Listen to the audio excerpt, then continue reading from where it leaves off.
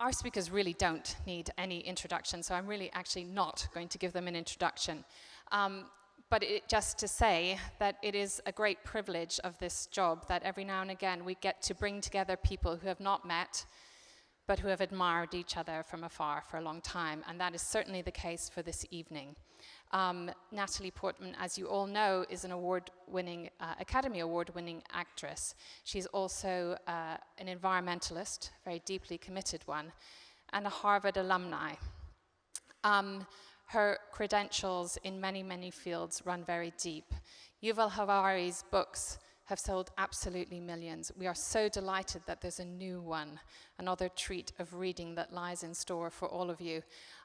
Without further ado, please give them the most enormous welcome to Natalie Portman and Yuval Noah Harari.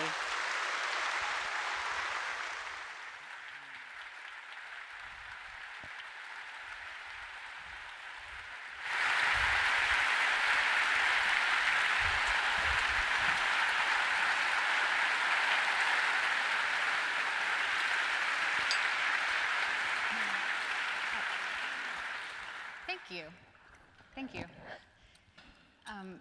I'm so honored to be here talking to you, and thank you for pouring me water.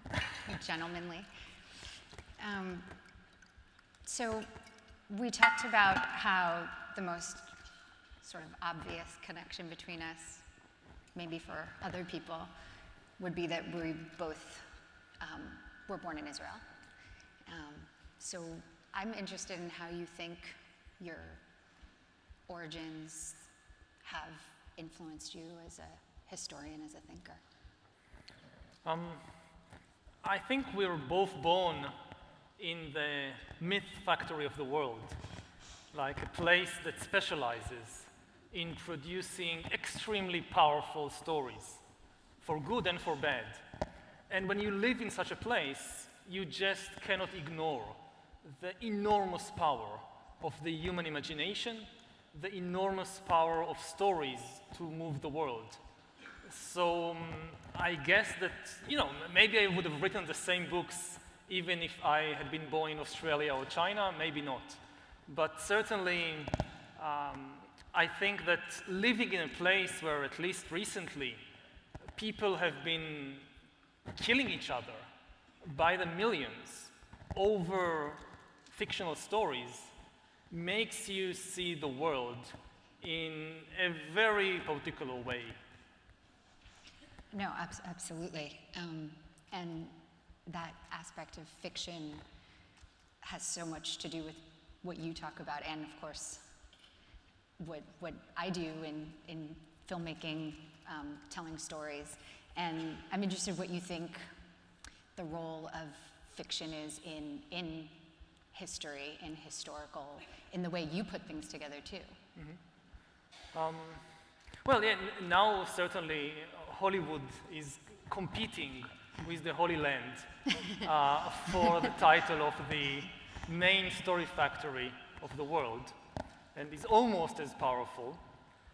And yeah, I mean, it's really, my perception is that in the end, the economists and the engineers and the soldiers, they are very often just working to realize something that came up in the mind of some poet.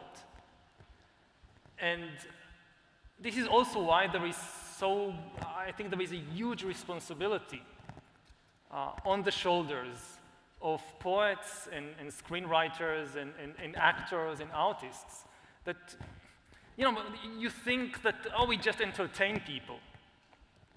But this is not the case. It goes much, much more deeply. It provides the kind of scaffolding for people to make sense of their individual lives and of their collective lives. And good stories create a very good world, and problematic stories create a very problematic world. And the human ability to create fictions, on the one hand, is responsible for all our amazing achievements as a species, but also to so much harm that we have done to ourselves and that we have done to other animals, that, as far as we know, I would say one of the main differences, as far as we know, between us and the other animals, that they can't create these kinds of fictions.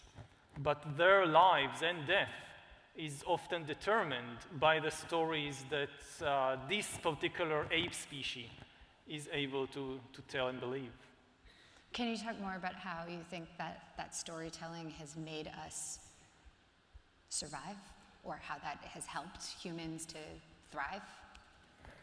How has it been a survival tool, storytelling? It simply enables cooperation.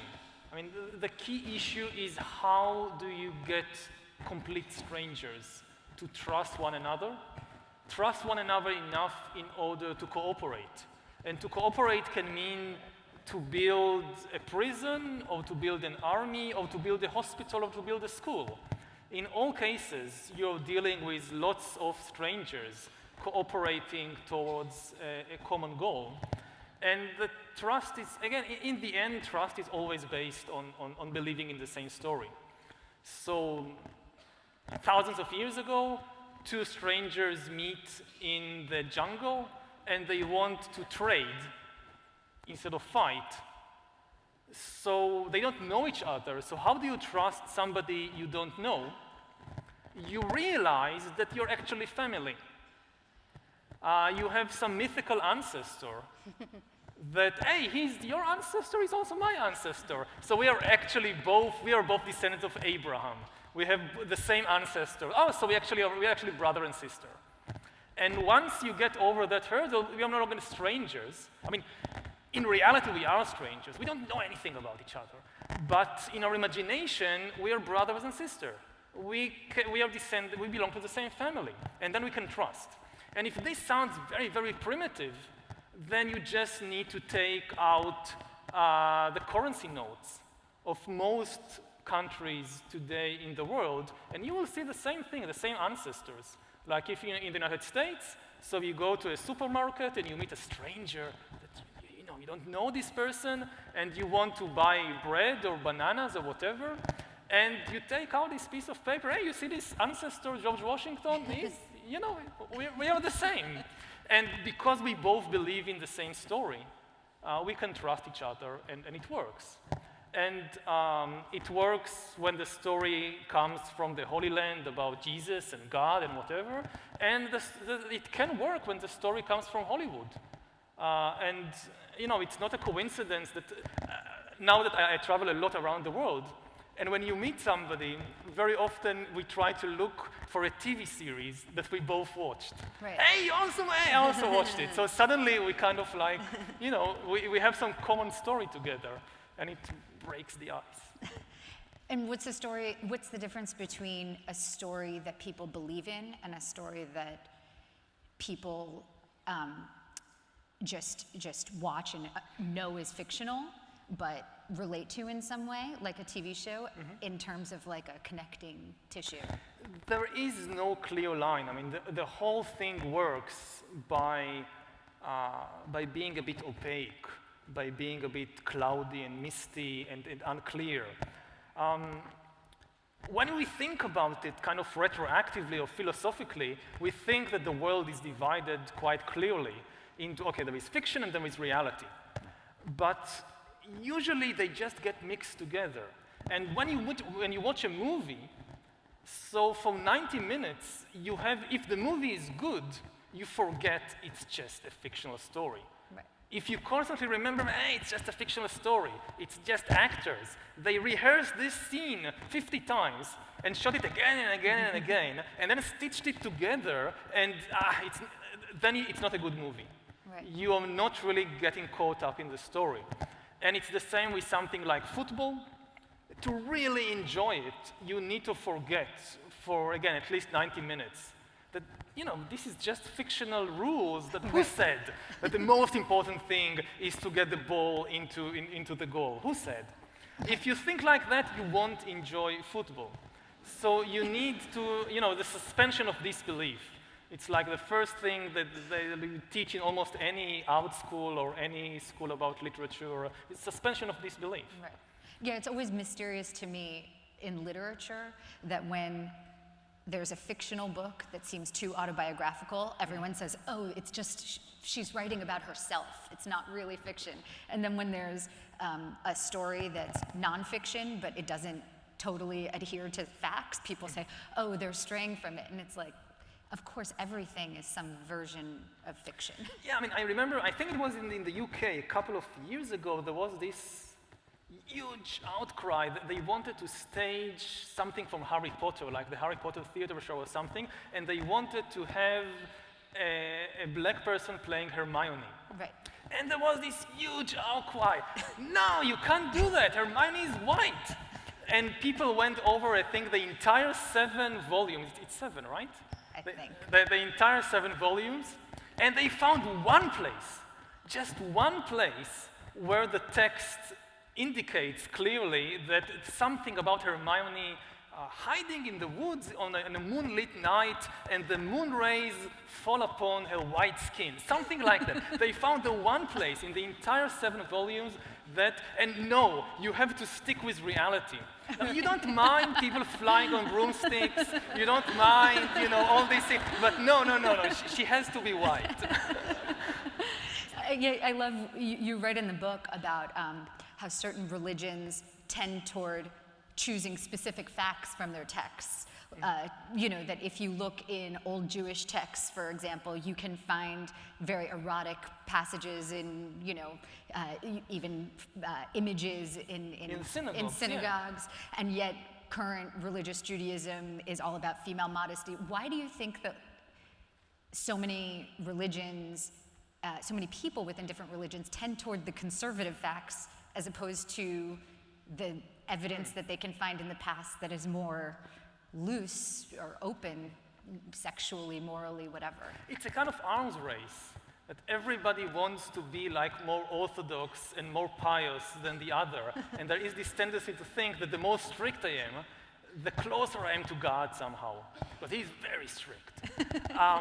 So you see along the centuries that you draw a line, and then you draw a line just behind it, just to be on the safe side. So nobody crosses this line, we'll draw another line just on and it gets, like with, as you said, like in ancient synagogues that were excavated by archaeologists, you often find images of women on the floors, in mosaics, and on the walls. I mean, today, at least in Orthodox synagogues in Israel, it would be blasphemous and sacrilege to have in many religious neighborhoods, you can't even have, when you have advertisements, it's only men and boys. Like there was a famous case that they made advertisement for a new neighborhood or something. So, you have these new houses and happy families, and the happy families, it was just men and boys. So, because you can't show, not only in a synagogue, you can't show, and there is, when you go back, 2,000 years, to the rabbis who wrote the Mishnah and the Talmud, they prayed in synagogues with images of women on the floor and on the walls. So yes, you have this escalating arms race. And you talk also about, you write about the use of metaphor in religion compared to meditative practice, where you talk about breath is breath, as opposed to in religion, the wafer is Christ's body, or the salt water and Passover for Jews is the tears of slaves, where there's so much metaphor. Why do you feel that the sort of literalism, appreciating the thing for the thing it is more helpful for you in meditation than its kind of comparison in religion? Well, in the meditation practice, at least the meditation I practice is really about just being able to observe reality as it is, to really tell the difference. What is real and what is just stories and fictions and metaphors generated by my mind or by somebody else's mind. Because people sometimes pass their entire lives just within metaphors and fictions, and never getting a real glimpse of reality. And also I think, leaving aside the meditation practice, as a historian I kind of developed a horror of metaphors, because what often happens to metaphors in history, they get solidified and reified and become a thing itself, and people forget where they came from. To give an example, like, in religion, so people talk about salvation and redemption and eternity, but what is eternity? What is salvation? It's too difficult for most people to grasp, and certainly to attain. So you have a metaphor. You have, say, a building, a temple, a mosque, the Wailing Wall, the Western Wall, which stands as a metaphor for eternity, as a metaphor for salvation. And people would go to the temple, and okay, so you have a place standing in for this abstract, very difficult to grasp notion of eternity or for salvation. But what happens next? People forget it's just a metaphor. They reify the metaphor. The temple really is salvation. The temple really is eternity.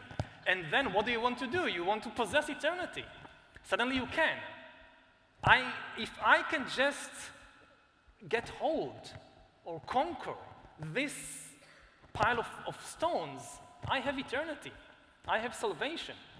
And then people start fighting over these things, forgetting that, yeah, this was just a metaphor. Don't take it so seriously.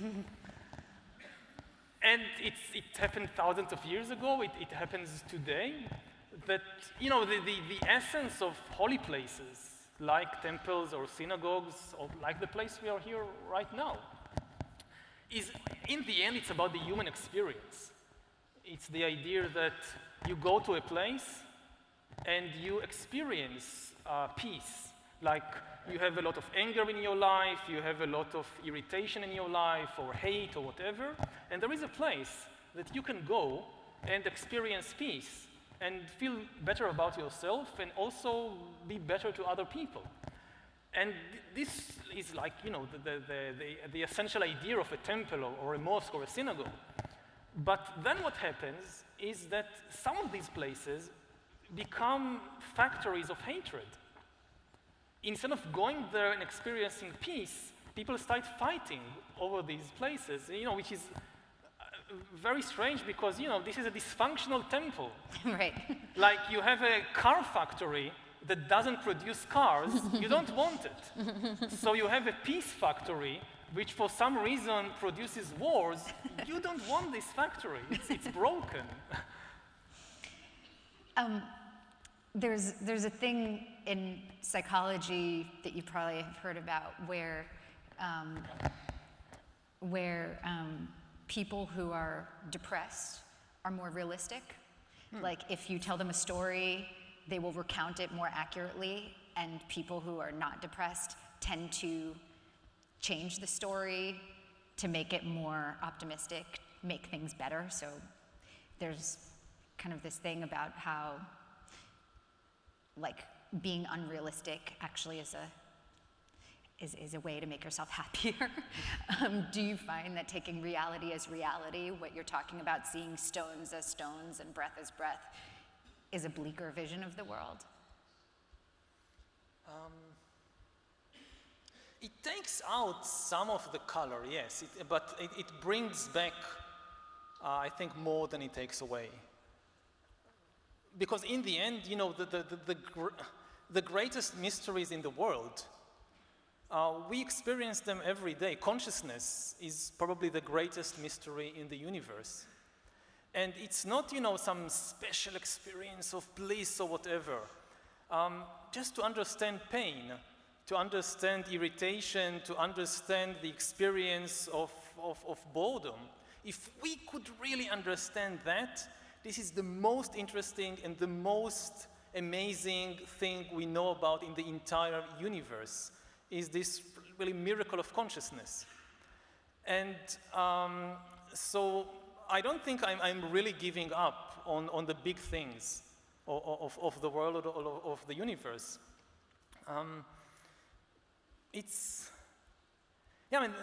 There is a tendency of the big things to be eventually very banal. That, I don't know, I was a specialist in the Crusades. This was like my first, when I began my career as a historian, my special field was Crusades, Crusader history. And I kept reading these chronicles about the First Crusade. In 1096, all these knights in shining armor leaving Europe to go to the Holy Land and conquer Jerusalem. And they had these millenarian expectations that when we will get to Jerusalem, the most amazing thing in the world will happen. Like the end of time, the second coming of whatever. And eventually it was just so banal. Like they fought and they killed and they died for 4 terrible years and endured terrible hunger and sieges and battles and eventually conquered Jerusalem and slaughtered all its population and reached the holy places, and it was just like any other day. They woke up next day, they ate breakfast, they fought with one another, somebody had stomachache. It was just so banal. The use of fiction, back to that, in telling history and being a historian is, I wonder if you ever intentionally use it to make points more clear. For example, someone told me I studied psychology in school, so excuse me if many of my examples are from psychology, but Oliver Sacks, the sort of popular psychologist, some of his case studies, one of my professors told me, are not realistic. Like, there's one example of someone who has a disorder that they kind of recognize things from their shape, and they mistake a fire hydrant for a child. And they said that would never happen because you could still see the shape move.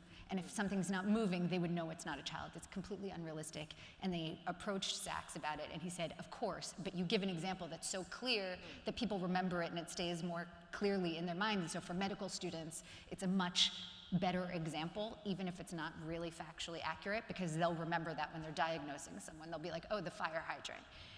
Now, is there any equivalent in what you do where you shape something that might have a little fiction that you acknowledge, but it's a clearer way to round your point? There is always the temptation, because it works very well. To a certain extent, yes, I do it all the time, all historians do it all the time, because we use stories. And reality is just not built like a story. If you just try to tell reality as it is, then you end up, I don't know, James Joyce writing Ulysses, like the stream of consciousness and a million things happening, and almost nobody can finish the book. Or remember what is happening.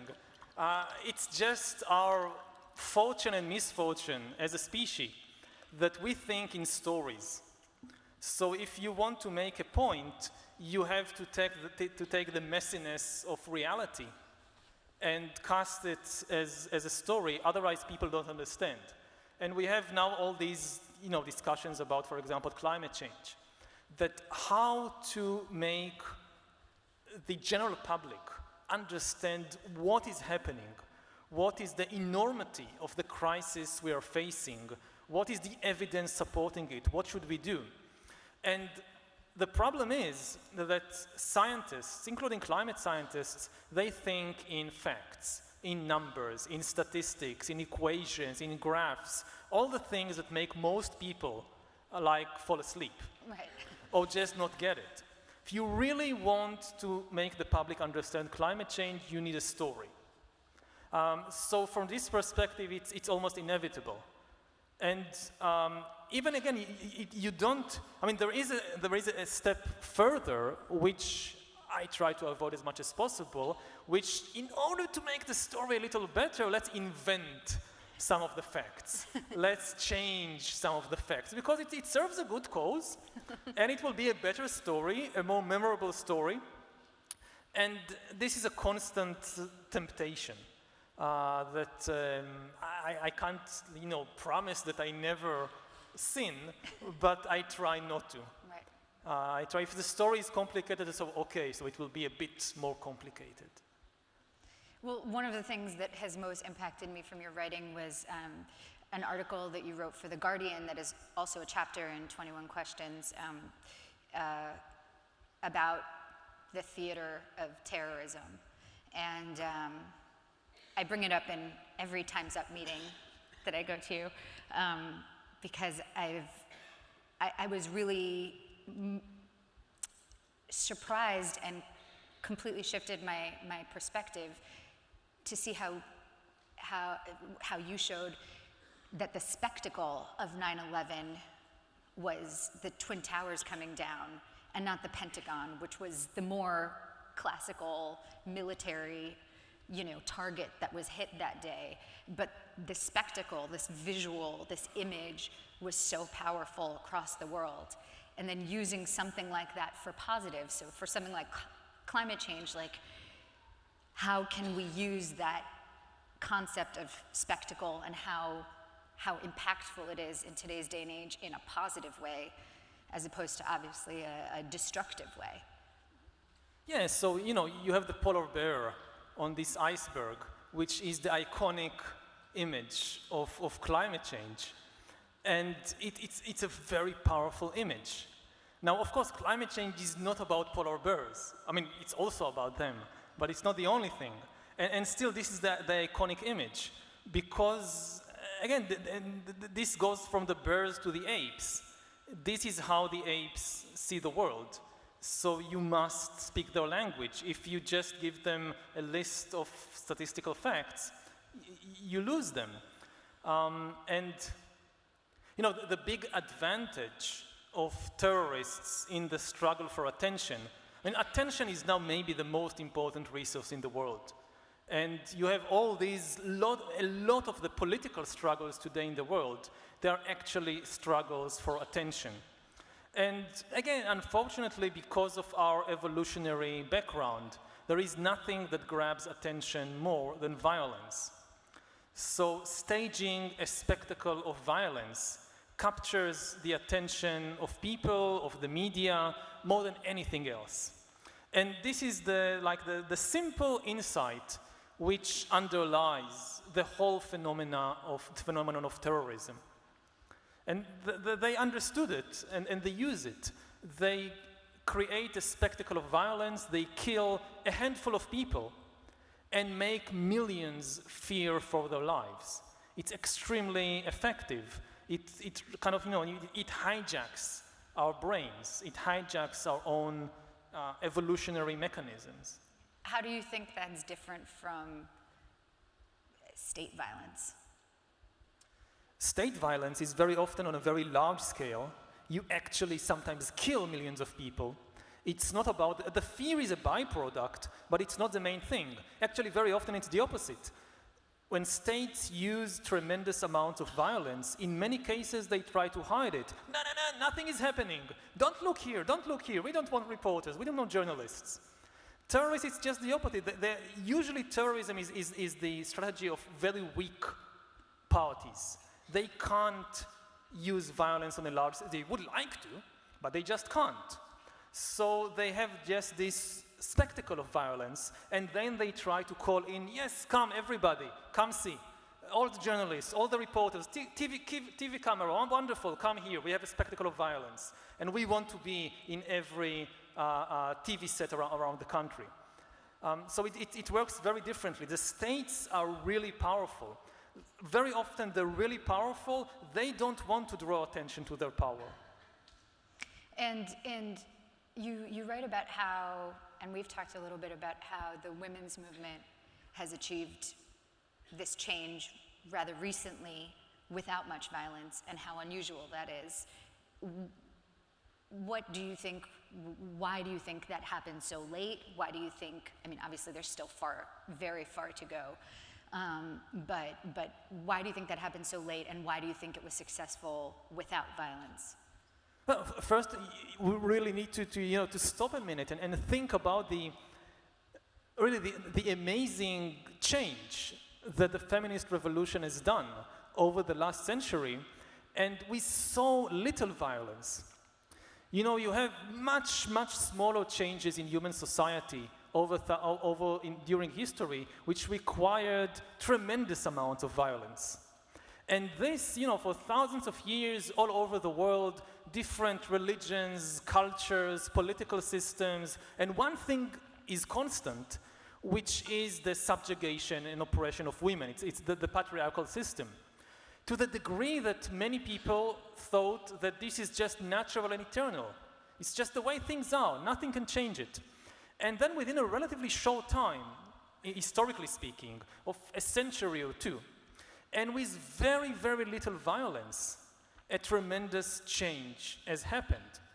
And we don't really understand how to account for it, partly because we also, as scientists, as scholars, as historians, we find it difficult to explain the patriarchal system in the first place.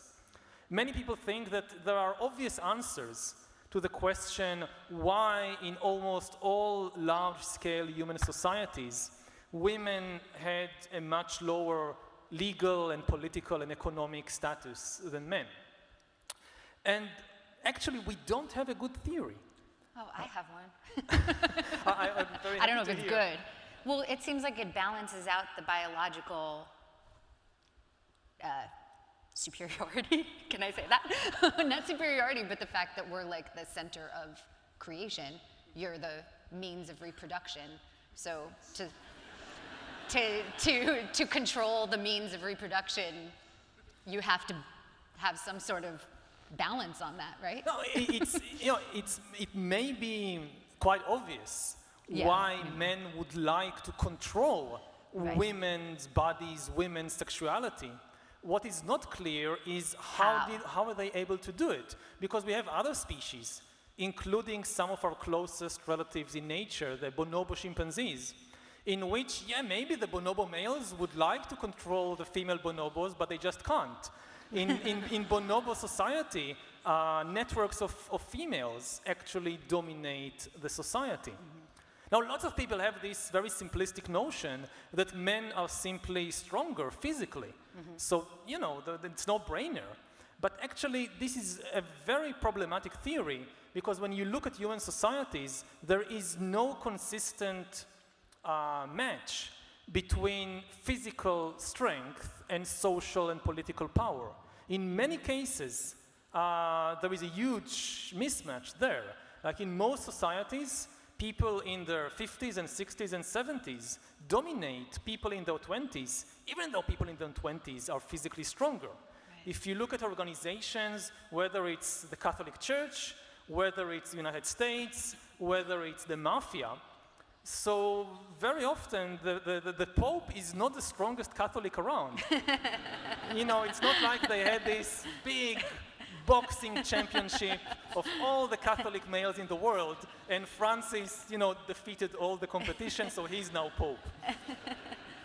Even in criminal organizations, very often the capo di tutti capi, the big boss, he could be a man in his 60s who doesn't go around beating people up, but he has the power to tell much younger and stronger men, go and kill this guy, and they obey.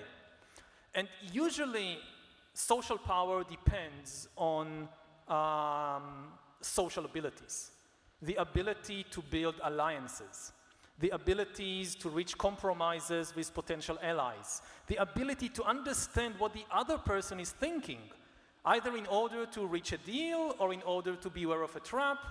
And at least according to folk psychology, we'll be happy to hear what you think about it, but folk psychology usually argues that women are better than men in all these things, like understanding the viewpoint of somebody else instead of obsessing about what I think and what I want. So if this is true, and I'm not sure if it's true, but if it is true that women have superior social skills, or at least some social skills, it's a very big riddle.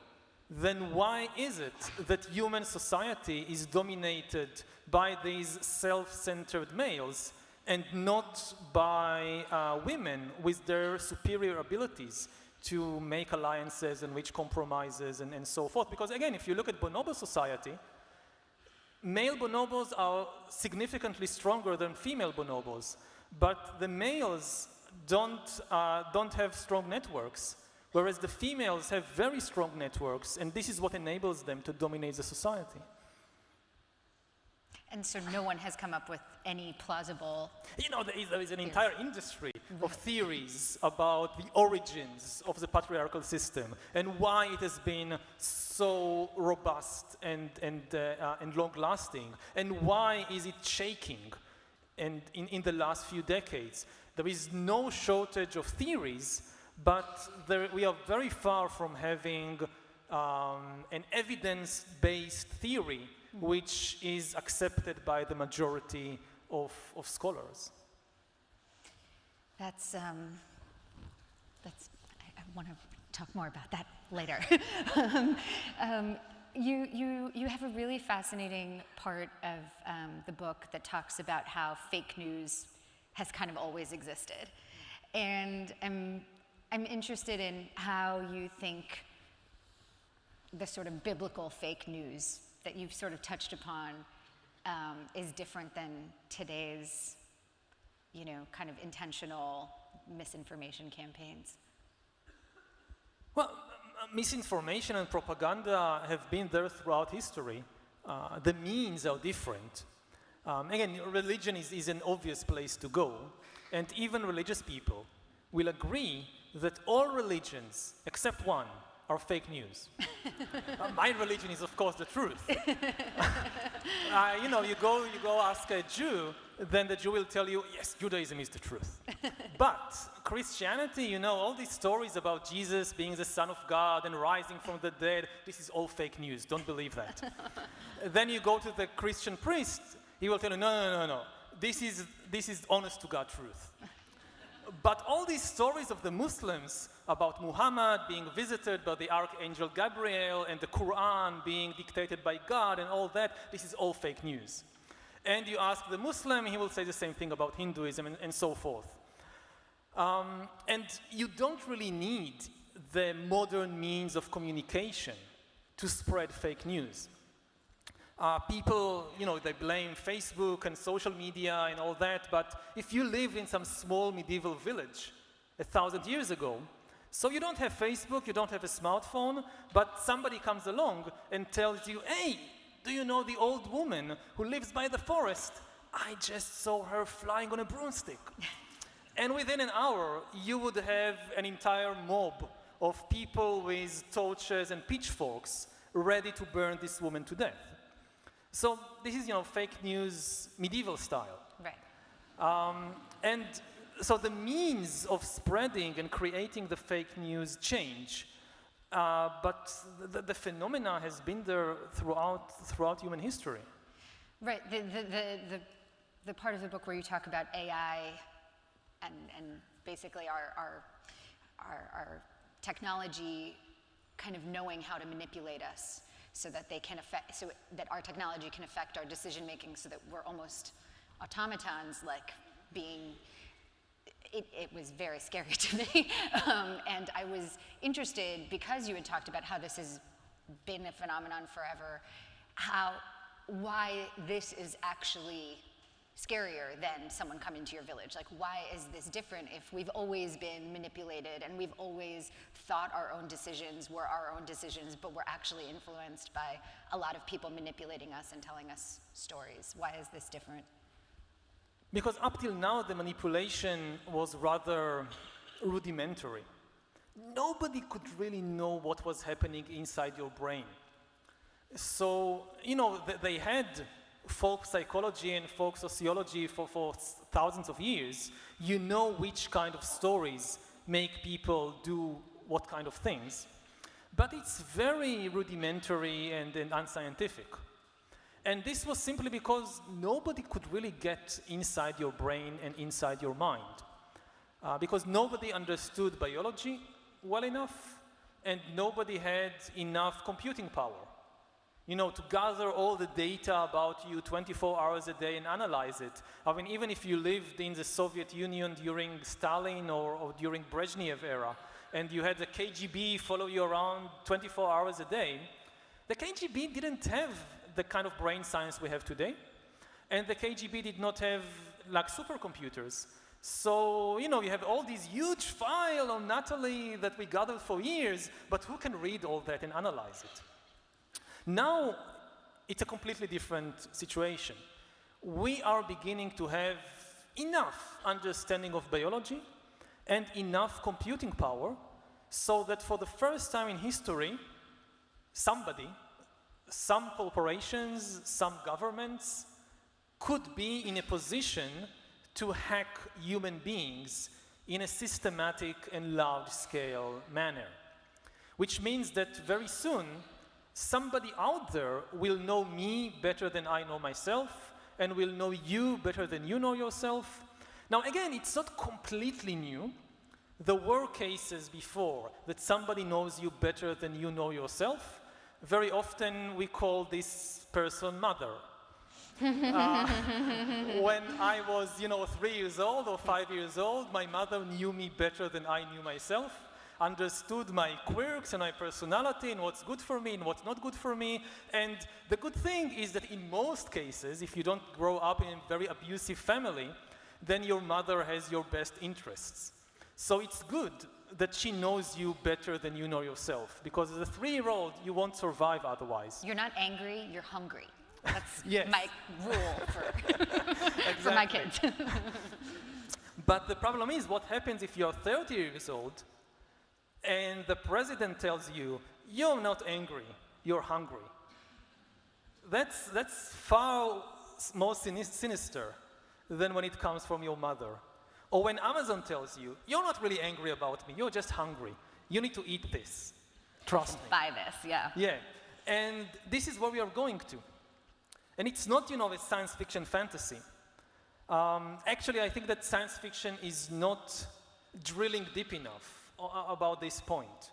There are some movies and novels that would deal with it, but I think personally that science fiction is maybe the most important genre today, because it prepares people for dealing with the new challenges of the 21st century, like AI.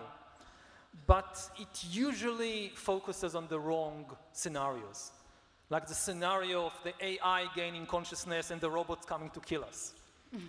This is very unlikely. I'm far more concerned about the robots coming to feed us and to sell us stuff. That the robots are coming to sell us stuff. They've already come to sell us stuff, right? And they know how to press our emotional buttons. So they are very good at selling us stuff.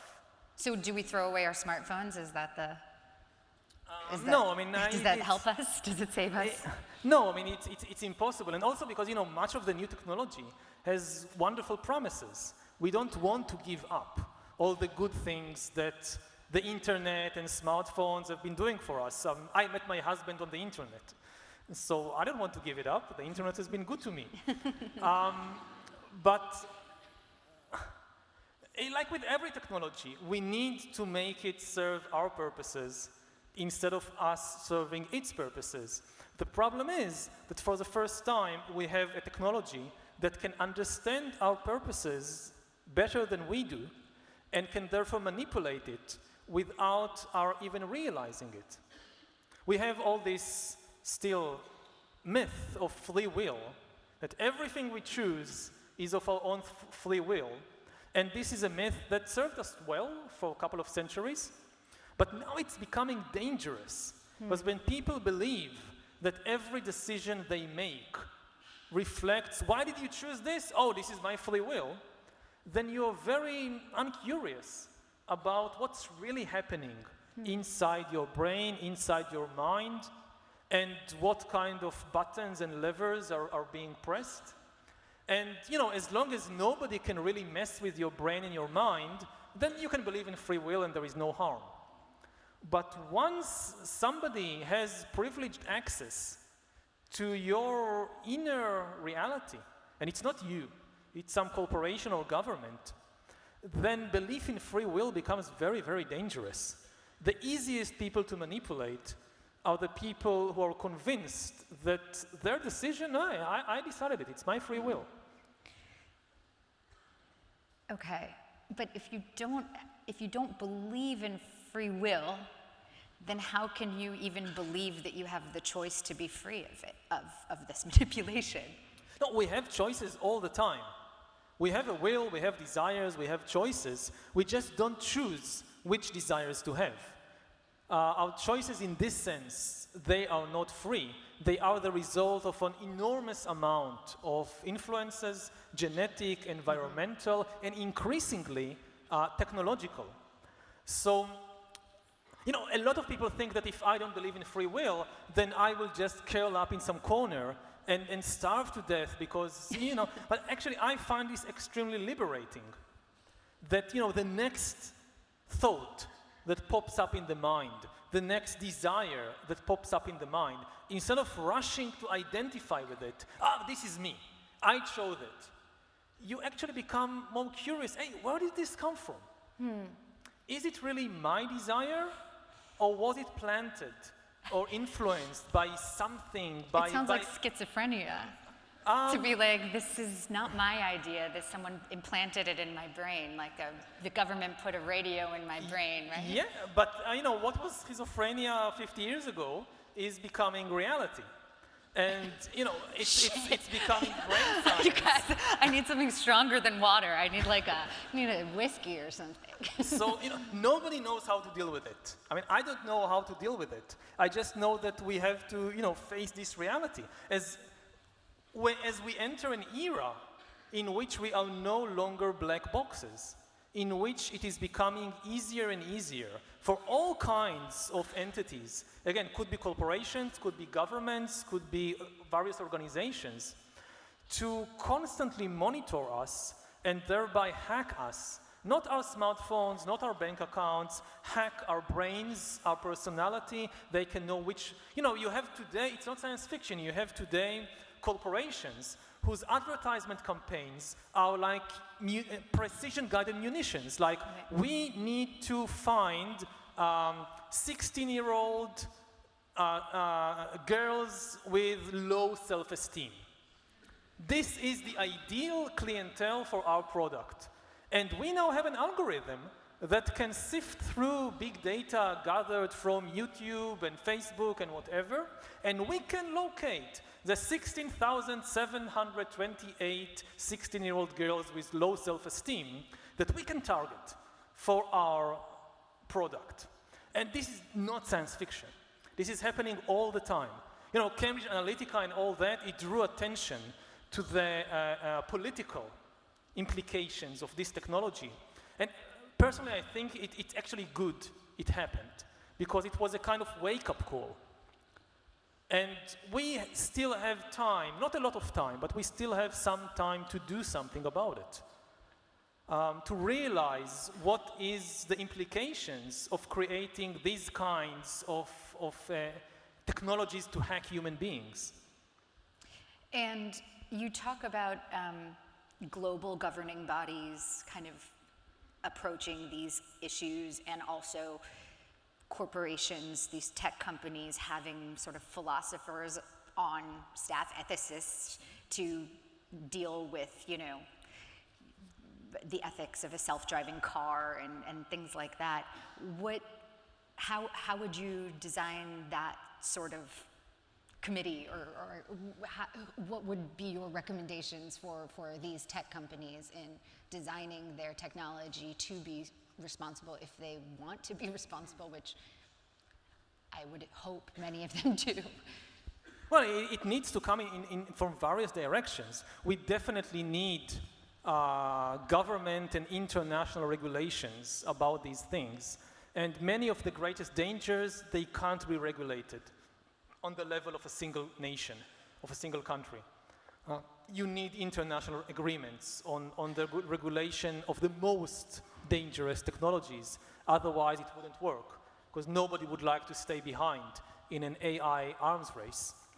There is a lot of things that corporations can do, that engineers and technicians and scientists can do. It's just, you know, which projects you choose to work on.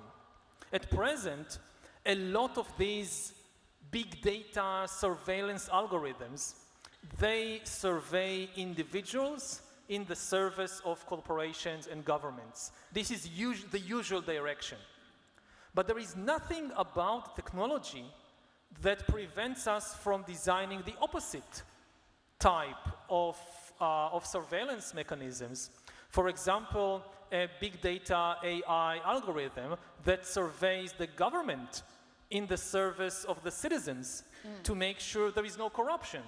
You like surveillance so much, why don't we survey you? Yes. No. Here, here. This is the red line. This no. And similarly, you know, you have all these big tech companies designing, creating, engineering AI to monitor and survey us. You can design an AI sidekick that, yes, it gets to know me even better than I know myself. It gets to know my unique weaknesses, but in order to protect me from the hostile AIs out there that are trying to get me. There is no technical reason why you can't go in that direction. And just as you have an antivirus for your computer that at least tries to defend your computer from all these malware and Trojan horses and so forth, we can have an AI that protects me from all these other AIs that are trying to hack me and to manipulate me. It's just a question of what we choose to do with the new technologies. But you also wrote a thing that I really connected to about how we're very good at creating technologies and not very good at predicting how it will be used. I'm paraphrasing poorly. You can probably elaborate more on it. But I'm just wondering if we accept that, you know, we can create fertilizer that we think is going to be a great thing and feed all these people and then becomes the biggest environmental disaster. We think we're doing something good that will save people, that will help people, and ends up being a crisis. Or, you know, Twitter, the founders of Twitter recently expressed regret over they thought bringing news to everybody quickly would help save the world, and obviously it's become very, very negative in many ways, although positive in other ways too.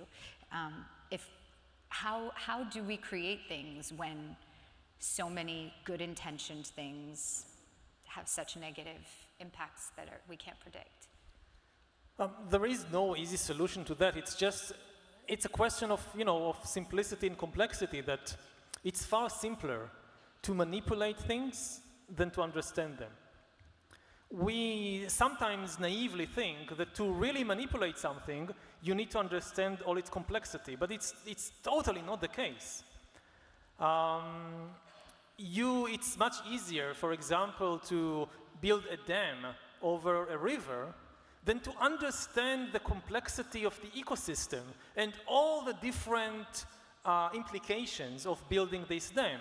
Or like the example that you gave with the fertilizer, that yes, plants need more nitrogen in order to grow. Wonderful, we have this chemical that provides nitrogen to the plants. But it was easy for chemists, not very easy, but relatively easy for chemists to synthesize this particular fertilizer. But to understand what are the implications when large quantities of this chemical are being washed into the ocean year after year, and what it will do to the fish and to the octopuses and to the algae and so forth, this is so much more complicated. And it's the same with Twitter, and it's the same with almost every technology. There is this huge gap between manipulation and understanding. And I think the worst danger on this front is that we are about to gain the ability to manipulate the human body and the human brain and the human mind long before we understand the full complexity, especially of the human mind. So we are likely to start changing, manipulating our internal reality without really understanding the full consequences, which could lead to, just as we now face an ecological disaster in the outside world, we might face a kind of mental eco-disaster in the world inside us. And, you know, we are now beginning to conduct these huge experiments on billions of people, on billions of kids. Nobody knows what are the consequences, for example, of raising kids on screens. We just don't know. We hope it will be okay. We hope we will muddle through. And so far, so far so good. But we just really don't know. Something that you write about as being one of the sort of central tenets of your secularism is eliminating suffering. And then you also write you quote extensively and impactfully from Brave New World about how the soma, the drug, kind of takes out everything that's like worthwhile in life. This feeling, this lack of pain, and takes away so much art and so much of what makes life life. And obviously there's such an equivalent with the opioid epidemic now, and how obviously there's a goal of eliminating pain, but obviously it's also creating like a zombie nation for us in the US. How do you reconcile that sort of tenet of trying to alleviate human suffering and of course other sentient beings suffering, animal suffering, with the necessity, I believe in the necessity of having a spectrum that, you can't experience the love without the possibility of that love of breaking up. You can't experience the joy of living without the threat of mortality. In my mind, maybe that's an opinion as opposed to a truth. But I'm interested in how you reconcile those. The huge difference between pain and suffering. Very often, suffering is, pain is a particular sensation in the body. Suffering is generated by the mind, very often in reaction to things like pain. The pain is pain. Okay, I have pain in my knee. The suffering is when my mind starts going crazy. I want to get rid of this pain. And it's still there, and I want to get rid of it. And this, I want to get rid of it. There is something in reality, and I don't want it to be in reality, but it's there. This is the generation of suffering. So it's something very different from pain. If we just learn how to live with the pain, it's still painful, but at least some of the suffering goes away. And it's the same with something like sadness. If you're sad and your mind goes, I don't want to be sad, I want to be happy, I want to be joyful, then the sadness also turns into suffering. And then you also have the temptation, let's take something to eliminate the sadness. Let's take a pill, let's watch a movie, let's run away from the sadness. And you're not only generating suffering for yourself in doing so, you're also missing a large part of life. Life is definitely not just about joy and not just about pleasure. It's also about pain and sadness. They have a lot to teach us. There can be a lot, for example, of depth in sadness. And if you just, all your life just run away whenever sadness brings its head up, then you're missing a large part of life. So when I talk about alleviating suffering, I don't mean just let's find some pill that makes all the sadness and all the pain and all the anger and all the negative emotions just disappear from the world. It won't work, and if it does work, well, it will be a very, very different world than the one we know. I'm also interested in how you write about technology being able to create art, or AI being able to write music now and play chess creatively. But those examples are obviously very sort of mathematical examples. Do you think that extends to other arts that are less mathematical, like writing a poem or, painting a painting?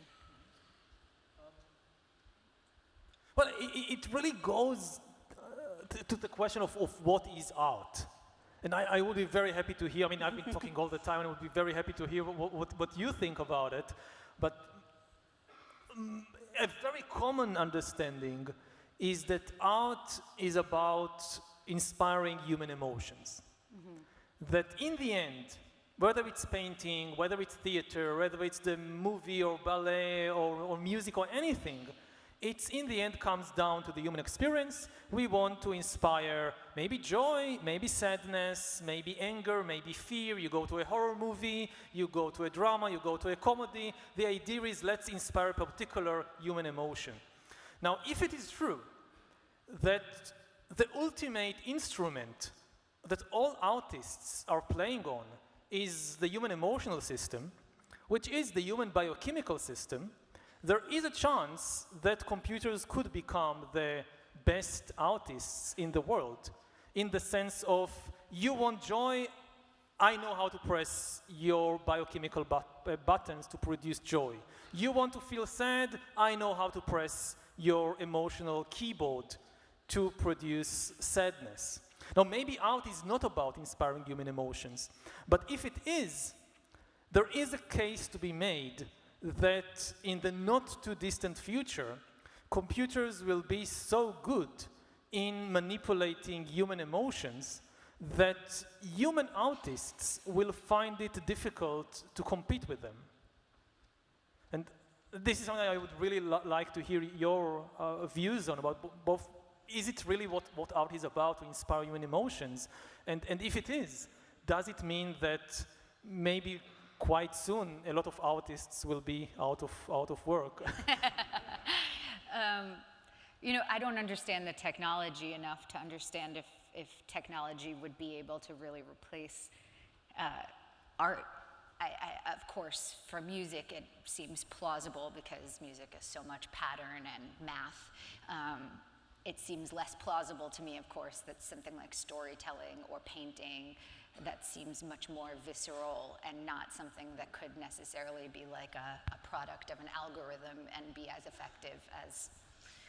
But I don't know, and it's interesting to me that you say that consciousness is this sort of mystery, but you have a real belief that emotion is this sort of biochemical algorithm. How does that separate, and how do you think the subconscious, which is also sort of a mystery, but maybe somehow connects between emotion and consciousness, and is sort of woven throughout, as opposed to being like some layered thing? How does that relate, where something seems like something that can be hacked and something is a complete mystery? Yeah, I don't know. I mean, I think almost nobody knows. We don't understand consciousness well enough, so we don't understand what's happening there. But we do, again, this is the gap between manipulation and understanding. We don't understand the mind, but we become extremely effective in manipulating it. We do know how to produce emotions with greater and greater certainty, both in human collectives and in individuals. To the degree, you know, the most extreme cases is when in all kinds of medical procedures, you implant electrodes in people's brains, and you can, like with almost 100% certainty, you know, the doctor or the scientist presses a button and the person feels joy or fear. And then the mind generates a story why I felt fear. Like, we know the answer why you felt fear, because Dr. X just pressed this button, and it is connected by an electrode to your brain, to the center of the fear, to the amygdala or whatever, so this is why you felt fear. Right. But the mind, no, there is something frightening about this scene. This person looks to me very shady, and Right. it comes up with a story. Right. And so we don't, again, I don't understand, we don't understand, but we can manipulate. Right, which is, I always think of the falling reflex. You know, when you fall asleep, that's just a spinal cord reflex, but somehow our brain makes the story that in our dream that we're falling, that makes us feel like we're having that because of the story, but the impulse comes from your spine first. And it goes right back to like our narrative tendencies, that our narrative tendencies seem to explain our own body's reflexes more than the other way, like that behavior precedes intention as opposed to intention preceding behavior. Yeah, and the danger is that when you get to the point you can manipulate people's emotion so well, you know, for instance, the political implications are really horrifying. Right. Because we know from history that, for example, in order to get a population to hate some group, you basically need to hijack their, not just their fear system, but their disgust.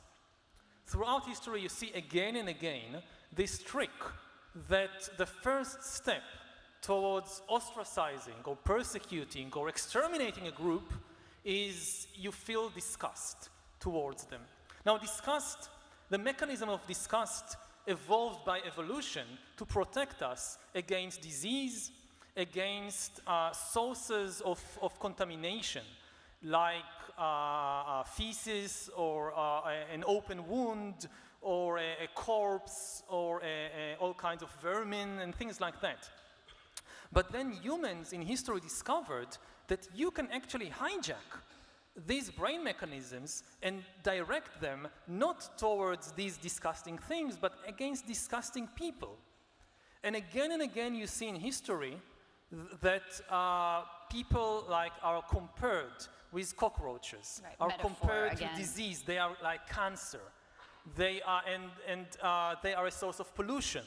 So, you know, and even very large groups of people, like women, have often been considered a source of pollution. In many religions, Right. why can't a woman be a rabbi? Why can't a woman be a priest? Women are a source of pollution. Why can't you shake hands with a woman? Yeah, and this is hijacking. There is real pollution in the world. You know, again, feces, this is pollution, but a woman isn't. But people have found out how to hijack the disgust mechanisms in the brain. And, you know, 20 years from now, you can do that in a very precise way to individuals, Right. and make them really feel disgust towards whatever you want them to be disgusted by. And this is extremely dangerous. Yeah, there's something in entertainment world that's very related. I'm sure you know about this. There's sort of tracking devices now on TVs that track where your eyes go so that future television or films can make different stories for people depending on what they unconsciously are paying attention to. So that, I think it's actually an Israeli developer who's developing it, that one of my friends was telling me that it was just presented to her that, you know, if you're paying attention, even you don't realize more to this handsome man, the story will gear towards him. Whereas if another viewer is more interested in watching the cute little dog, the story will go and follow them. And it'll be kind of a choose your own adventure, but based on your things that might not even be conscious to you, this kind of storytelling. And it's something that's interesting in terms of the narratives and the storytelling. Like your books are obviously being read all over the world. Movies and television for my industry is being seen much more widely because of, but then there's also sort of a fracturing of narrative because there's so much access, but there's just so much more content too. So how do you feel that fractured narrative that might now be targeted towards people will affect the way people interact with each other? Because in a way you have a bigger chance to share a story with someone in China, but you also have much less of a chance of maybe connecting to someone, sharing a story with someone next to you, because there's now 5 million TV shows to choose from. Yeah, that's a very interesting question and a very interesting development. I don't really know. I mean, so far the trajectory in history has been for thousands of years that there are fewer and fewer stories that more and more people share. Yeah. If you think, for example, about mythology, so, 5,000 years ago, you have a different mythology in almost every village and every valley. And then gradually, a very small number of mythological stories took over the entire world. And we constantly see them and hear about them everywhere. Even in in non-religious contexts. They kind of become the basic metaphors and the basic narratives for understanding the world. Like, I don't know, I think I mentioned Harry Potter before, which I really like the books. So, but some kind of a disappointment for me came at the end. That what will happen in the end? I want to know how will it end? And then what happens in the end? He dies. He comes back to life. Defeats saves the world. I'm sure I heard it somewhere before. I mean, you know, it's not a really original story. In the end, we go for the most familiar mythology. And this was not like that 5,000 years ago. You had so many different versions, and it's the same with fairy tales. When the Grimm brothers, in the early 19th century, they went about collecting German fairy tales, so there were like 200 versions of Hansel and Gretel. Like every grandmother in every village told a different story, a little different story. And the Grimm brothers, they decided, okay, grandmother from this village, this will be the canonical story of Hansel and Gretel. And now you have, I don't know, millions of people that know this story, just this one story, just this one version. So we had this more and more concentration, fewer and fewer stories that everybody knows. And we are now seeing a kind of divergence, a breakup, for example, certainly in television. That if 20 years ago, certainly when I was a kid in Israel in the 1980s, we just had one channel. Right. So everybody saw the same show. I mean, there was nothing else. And now you have different sections of societies watching very different shows. Where is it going? We'll wait and see. I think we just have about 10 minutes left. That's been so fascinating. I wish we could have gone on for hours. I've had hundreds of questions, and my God, you are all smart. I think we've covered quite a few of them, so I think we're only going to manage 2, possibly 3 at the very most. But one, and there's been a number of themes coming up, and a lot of people have wanted to speak about Me Too. So there's a question from a woman, Coralie Sonuk, who says, in your opinion, what led women to share their story, Me Too, at this specific time in history? And Natalie, we'd love to hear your thoughts on it too.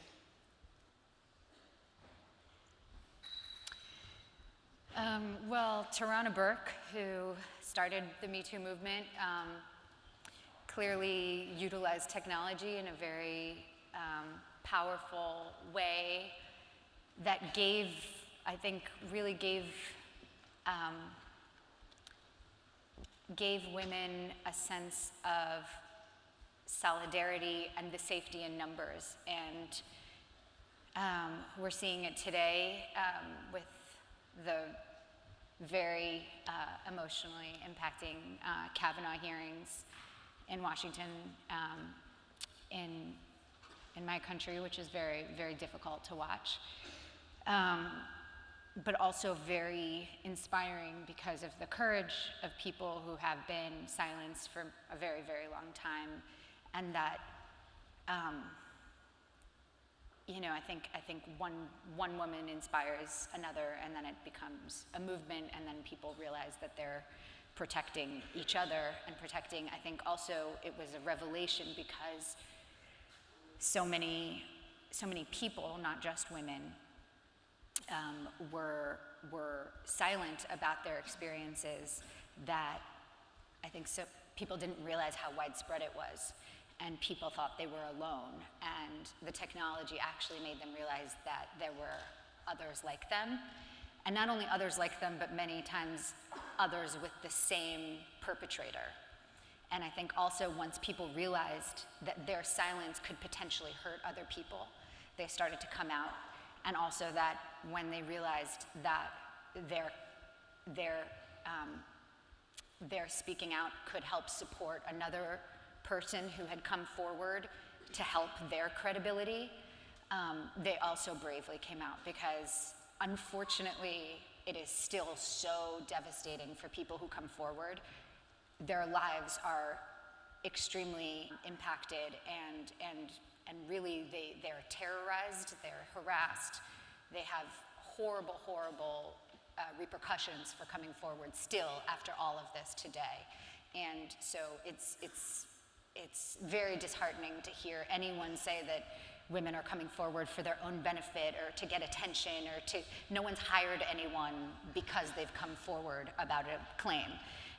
So you really see the kind of sisterhood and solidarity and a decision to say that this is unacceptable. And now that it's been revealed, I think even to people who were victims of this kind of behavior, I don't think anyone realized how widespread it was. And that's been something that's been really revelatory in some of the women who've come forward and men, but some of the people who've come forward, some people's reaction are like, oh, everyone's had that, it's a bad date. And that should be an example of how ubiquitous it is. Not that it's okay, but that this is a widespread cultural disease that we are living with, and sickness. If every woman has had a date with a guy who's been too aggressive with her, that she's felt like she's need to leave at some point, then that's a problem. Like, that's a problem that is in our entire society, and that doesn't mean that we need to punish all the men who have done that. It means that we need to change the behavior for everyone and show our boys and our girls and those who identify in between that behavior is no longer something that we're comfortable with, and to be aware of the other person and their desire, to care about the other person's desire. Sorry, that was a speech. Sorry.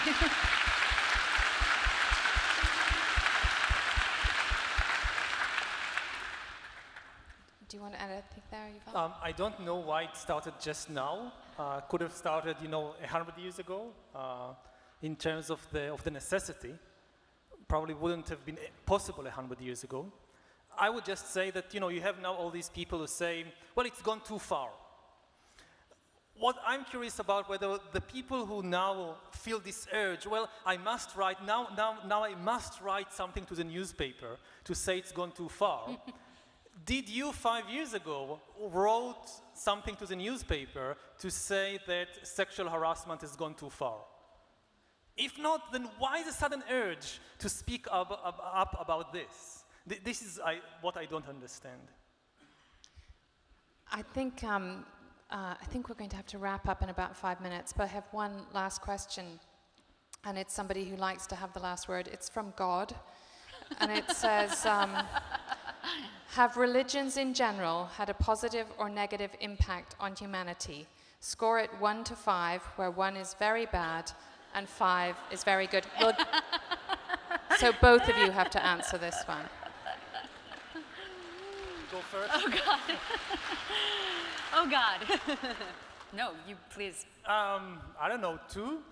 I mean, it's done some good, definitely. I don't think that, it's all bad. A lot of the morality of humanity, of art, of the ability to make people trust one another and cooperate is due to the various religions. But they've also done a tremendous amount of harm. And certainly not all religions are the same in terms of the amount of good and the amount of harm that they have done. But ultimately, both in the past and also today, I don't think they are really necessary for morality or for trust or for cooperation. In the end, morality is about reducing suffering in the world. You don't need to believe in this God or that God in order to act morally. You need to have a deep appreciation of suffering. I do think that we need spirituality as against religion in all times, in all cases. But for me, spirituality and religion are totally different things. They are almost the opposite of one another. Spirituality is about questions, and religion is about answers. Spirituality is when you have this big question, like what is consciousness, or what is the meaning of life, or who am I, or what is the good, and you go on a quest to find out the answers to this question, and you have the courage, the willingness to go wherever this question takes you, because it's very important to you. Religion is about answers. It's when somebody comes and says, this is the answer, you must believe that. If not, you will burn in hell, or we will burn you. And this, it's the antithesis of spirituality. And I think that in the 21st century, we need probably spirituality more than ever before, because a lot of spiritual questions and philosophical questions are suddenly becoming practical questions. Questions about free will, about what is the meaning of humanity, what does it mean to be human, which, people argue about for thousands of years, but had very little immediate implications. What you think? It's just, a pastime for philosophers.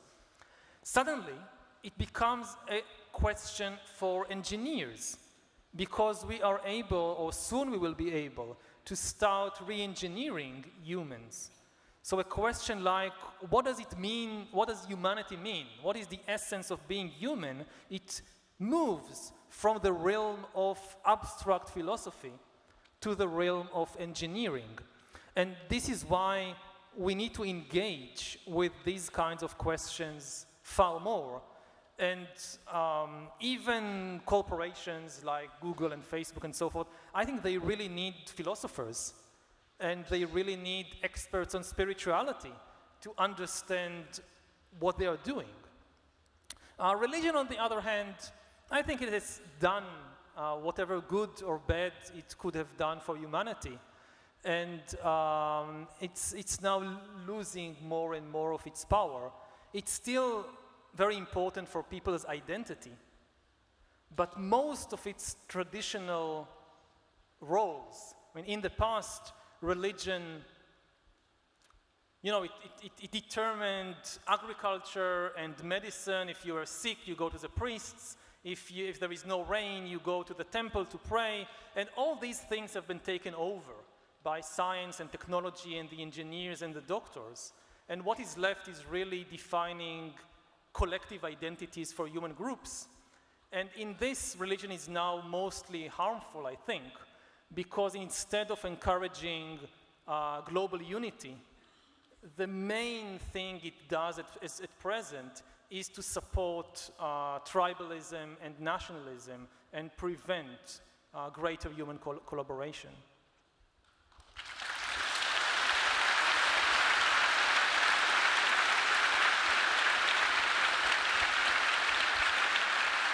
I think we might actually have to end it there, but thank you so much. That was the most fascinating, brilliant conversation. You are both titans of intellect. Can I ask you just to give them all both a huge round of applause?